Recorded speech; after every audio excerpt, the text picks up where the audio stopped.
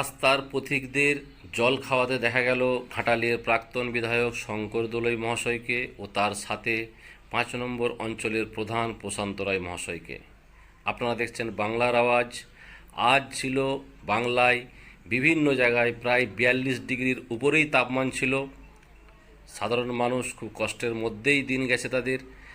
ঘাটালের মাইচ্চা গ্রাম সংলগ্ন পিচ রাস্তার ধারে ঘাটাল যুব তৃণমূল কংগ্রেসের উদ্যোগে সাদ্দাম আলী খান সহ ছাত্র পরিষদ নেতা অংশুমান দোলই সহ তার সহকর্মীরা মিলে সাধারণ মানুষকে, রাস্তার পথিকদের জল পান করায়।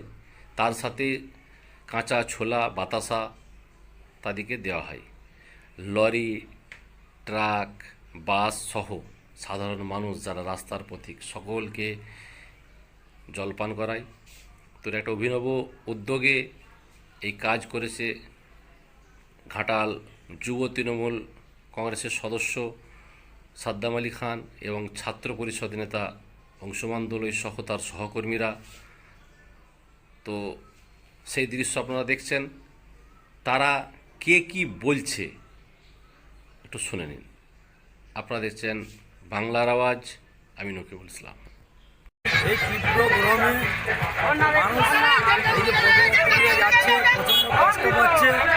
সেই দেখে আমরা জলের একটা আয়োজন করেছি মাইচ্চা তৃণমূল কংগ্রেসের বুথের উদ্যোগে, এবং যাতে আমাদের সকল যুব ছেলেরা আছে এবং ছাত্র নেতা আছে, কলেজের ছাত্র জিএস আছে, সকলকে নিয়ে একসঙ্গে নিবদ্ধ হয়ে যাতে মানুষকে একটু শান্তি দিতে পারি আর কিছু ব্যবস্থা করেছি। পুরো রোদে, এত তীব্র রোদ, এত গরমে সবাই ভালো থাকুন, সুস্থ থাকুন, বেশি করে জল খান, নিজের খেয়াল রাখুন।